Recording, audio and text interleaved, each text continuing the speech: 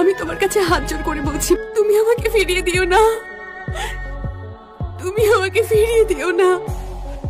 শাকিবকে ফিরে পেতে আবারও কান্নায় ভাসালেন অপু বিশ্বাস। কান্নামাখা একটা ভিডিও চিত্রকে কেন্দ্র করে ঠিক এমনই একটা আলোচনা উঠে এসেছে সারা মিডিয়া জুড়ে, যেখানে কিনা প্রিয় মানুষকে হারানোর সেই বেদনাদায়ক কান্নায় নিজেকে যুক্ত করেছেন অপু বিশ্বাস। অর্থাৎ দর্শকদের ভাষ্যমতে শাকিবের নামটি উল্লেখ না করলেও অপু বিশ্বাসের কান্না সেখানে অটোমেটিকলি শাকিবের নামটি চলে আসে। তাই তার বিস্তারিত জানতে একটা মুহূর্ত না টেনে সঙ্গে থাকুন।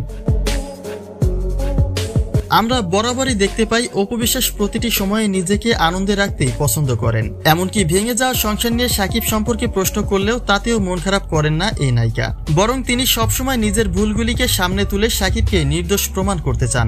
অর্থাৎ তার ভেতরের সিচুয়েশন যেমনই হোক না কেন, কিছুটা মুচকি হাসির মাধ্যমে সবটা সামলে নেন অপু বিশ্বাস।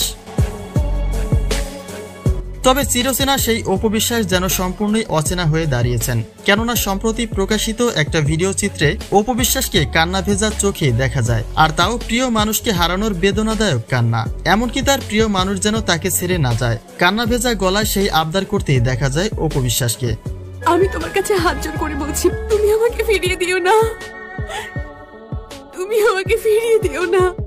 যদিও অপু বিশ্বাসের এমন ভিডিও চিত্রে শাকিবের নামটি উল্লেখ করা হয়নি, তবুও যেন দর্শকদের চোখে শাকিব খানই একমাত্র সন্দেহের প্রতীক। অর্থাৎ শাকিবকে ফিরে পেতে চাওয়ার স্বার্থেই প্রকাশ্যে অনাকাঙ্ক্ষিত এমন কান্নায় ভেঙে পড়েছিলেন অপু বিশ্বাস।